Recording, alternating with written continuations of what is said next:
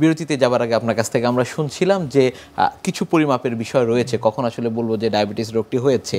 বর্তমান প্রেক্ষাপটে আমরা যেটি দেখছি যে অনেকে আসলে জানতে চায় চিকিৎসকের কাছে যে আমার লাস্ট ৩ মাসের বা ৬ মাসের কেমন রয়েছে আসলে সুগারের পরিমাপটি, সেটি নির্ধারণের কোনো উপায় রয়েছে কিনা? সেটি নির্ধারণের রক্তের যে গড় শর্করা সেটা পরিমাপের একটা পরীক্ষা আছে, যেটাকে আমরা বলি হেমোগ্লোবিন A1C।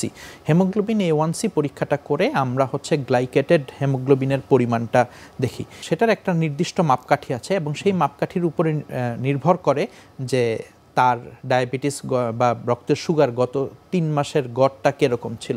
এখানে আরেকটা বিষয় যে অনেক রোগী প্রথমবার ডায়াবেটিস থাকার পরে তারা কিন্তু বলে যে দেখেন আমার আগে কখনোই ছিল না, এই প্রথমবার।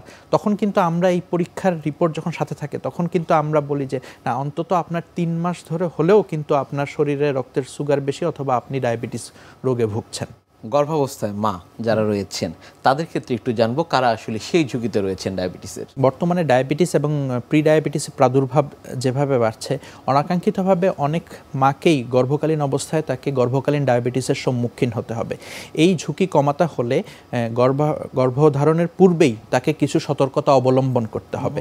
সেগুলো হবে যে উচ্চতা অনুযায়ী তার ওজন ঠিক রাখা, সে যেন গর্ভাবস্থায় বা প্রেগনেন্ট হওয়ার আগেই তার ওজন যেন আদর্শ ওজন হয়, সে যেন ওভারওয়েট না হয়ে প্রেগনেন্সিতে না যায়। কারণ সে যদি ওভারওয়েট হয়ে প্রেগনেন্সিতে যায় সেক্ষেত্রে কিন্তু গর্ভকালীন ডায়াবেটিসের ঝুঁকি বেড়ে থাকে। তাকে প্রতিদিন অন্তত আধা ঘন্টা মধ্যম গতিতে হাঁটা অথবা হালকা ব্যায়ামের অভ্যাস থাকতে হবে। এই দুটা পরিবর্তন যদি আমরা আমাদের মায়েদের বা যারা এক্সপেক্টেড মাদার, যে সামনে মা হতে চাচ্ছেন, তাদের জীবন ব্যবস্থায় আনতে পারি, তাহলে কিন্তু গর্ভকালীন ডায়াবেটিসের ঝুঁকি সেটা কমানো সম্ভব। গর্ভাবস্থায় ডায়াবেটিস হলে পরবর্তীতে আসলে সেই মা ডায়াবেটিস পরবর্তী জীবনে থাকে কিনা? অনেকেরই প্রশ্ন থাকে যে এই ডায়াবেটিসকে আমাকে সারা জীবন বহন করতে হবে কিনা, বা এই ডায়াবেটিস কি ভালো হয়ে যাবে কিনা। আসলে এটা গর্ভকালীন ডায়াবেটিস অ্যারাউন্ড 50%, তার মা কিন্তু ডেলিভারির পরে সেই ডায়াবেটিস ভালো হয়ে যায়, তার ব্লাড সুগার আর ডায়াবেটিক রেঞ্জে থাকে না।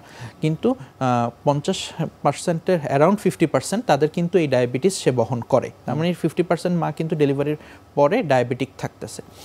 আরেকটা বিষয় হচ্ছে যে এই যে 50 জন মা যারা গর্ভকালীন ডায়াবেটিস ছিল কিন্তু ডেলিভারির পরে ভালো হয়ে গেলেন, তারা কিন্তু আজীবন ঝুঁকিতে থাকবেন এবং জীবদ্দশায় এই 50 জনের ভিতরে 30 জনের কিন্তু ডায়াবেটিস হওয়ার ঝুঁকি আছে।